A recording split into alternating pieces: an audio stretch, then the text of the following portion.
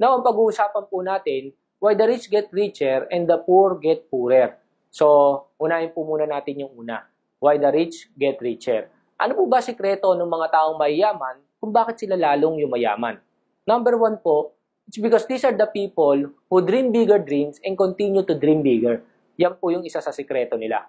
Number one po, kung titignan po natin si Henry C., noong time po na nag-i-start pa lang siya, ang pangarap niya lang was ito. Sabi niya ganon, I thought that if I sold a pair of shoes to every Filipino, I'd be a successful man.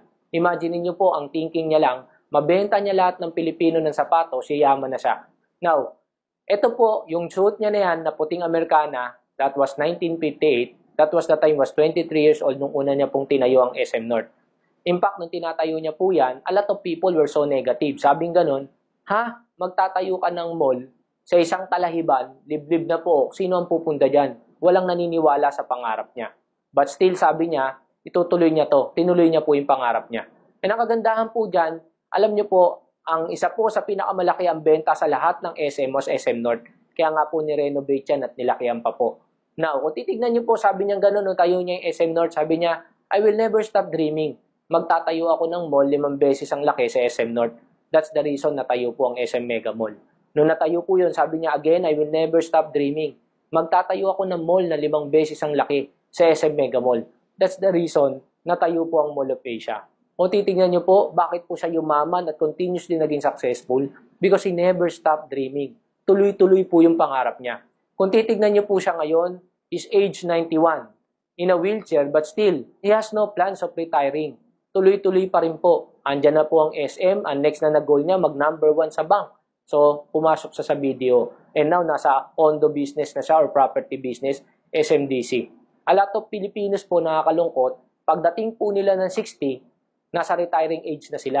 Kaya po natatawa ako, laging sinasabi, ay iho, wag mo na ako invite sa ganyang business kasi 60 years old na ako. Retiring age na ako. Bukod tangin lang po sa Pilipino pagdating sa 60, nagre-retire. Imagine niyo po siya. Nasa wheelchair niya, pero hindi niya po ginamit na dahilan yun para mag-stop para sa mga pangarap niya. Tinuloy niya pa rin po at tuloy-tuloy pa rin siya hanggang ngayon. Next po is Go Kung Wei. Nung tinanong po siya, sabing ganun, what is your dream nung bata ka pa? Sabi niya, my dream was to become a pilot.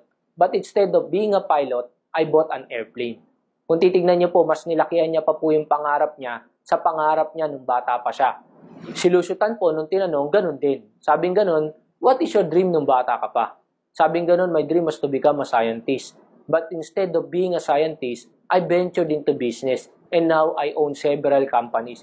Siya po may-ari ng Asia Brewery, PAL, Fortune Tobacco, Eaton, PNB, etc. Kung titignan niyo po, sobrang successful nitong tao to. Why?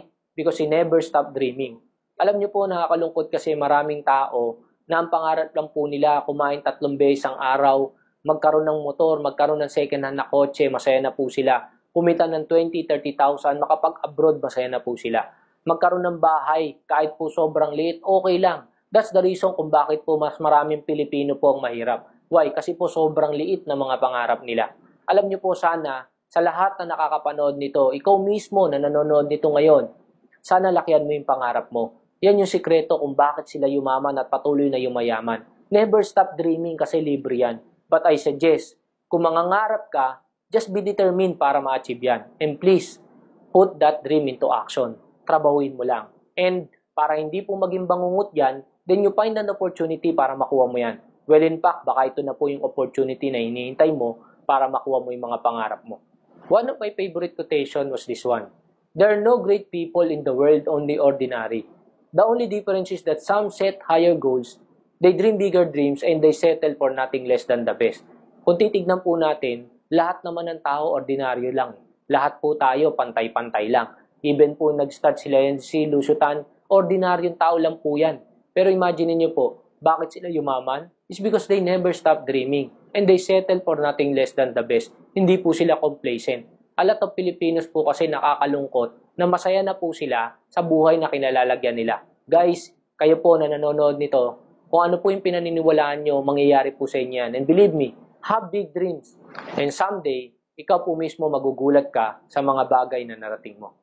Number 2 po na sikreto ng mga mayayaman kung bakit yung mayaman lalong yumayaman is because they applied the law of leverage, which means multiplying your time through others. It's using other people's time and ability and other people's money.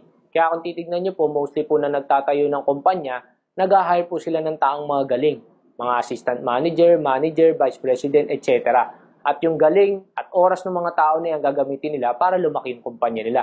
Sila po ang yumayaman. Meron naman po mga tao, mangungutang po ng pera sa bangko. At ang gagawin po nila, sabi nga ganun, yung pera ni Pedro gagamitin ni Juan, si Juan yayaman, si Pedro hindi. They find investors para mag-invest sa kanila ng pera at yung pera na yon ang gagamitin nila para yumaman sila sa negosyo nila. Now, meron mga tao gumigising paggabi na, sasakay sa pond expedition, mag-golf. Hindi nagtatrabaho pero mayaman. Meron naman mga tao gumigising paggabi na, sasakay sa Mercedes-Benz, magpapadrive sa driver niya, magbo-ballroom, magbibigay pa ng 5,000 sa DI. Hindi nagtatrabaho pero mayaman. Pero merong mga tao gumigising, umagang-umaga pa lang, umuwi gabing-gabi na. Trabaho ng trabaho pero hindi yung mayaman. Why? It's because these are the people who are not applying the law of leverage. Kung titignan niyo po, kaya mo ba magtrabaho ng 24 hours per day, 7 days a week? Baka isang linggo mo lang gawin na magtrabaho ng 24 oras isang araw, na sigurado, punerarya na abutin mo. Now, paano mo tatapatan si Henry C? Si Henry C nagtatrabaho ng 4 million hours per day. Paano yun? Now, si Henry C po, meron po siyang 500,000 employees na nagtatrabaho sa kanya ng 8 hours per day. In-apply niya po yung leverage. That's the reason po nagtatrabaho siya ng 4 million hours per day kahit hindi naman siya totally nagtatrabaho. Ginamit niya po yung time and ability ng mga tao para lumaki po yung kumpanya niya. Now, pwede po tayo magtrabaho 30 years. Yan lang po yung lifespan natin. After 30 years, matanda ka na po niyan. So, what if you will work 30 years and 365 days po ang isang taon? Ibig sabihin, sa isang taon, Sabado at Linggo papasok ka, walang holiday. And 24 hours ka pa magtatrabaho everyday. Alam niyo po, ang makukonsume nyo lang po na oras is 262,000 hours. Ibig sabihin, hindi mo pa rin matatapatan si Henry C. Imagine na, 24 hours ka na nagtrabaho, araw-araw sa loob ng isang taon, still hindi mo pa rin siya natapatan. Kaya if you won't apply the law of leverage, I tell you, mahihirapan ka pong yumaman or matapatan sila. Kaya nga po sa mayayaman, ang lagi nilang sinasabi, time is gold. Kasi talagang gold po talaga yung time. Kaya po kung mapaparami mo yung oras mo, yayaman ka talaga. Kung titignan niyo po ang Jollibee, ano po ginawa niya? Kung isa lang tinayo niya, ang makukonsume niya lang is 24 hours a day. So pwede lang siya magbenta ng produkto 24 hours.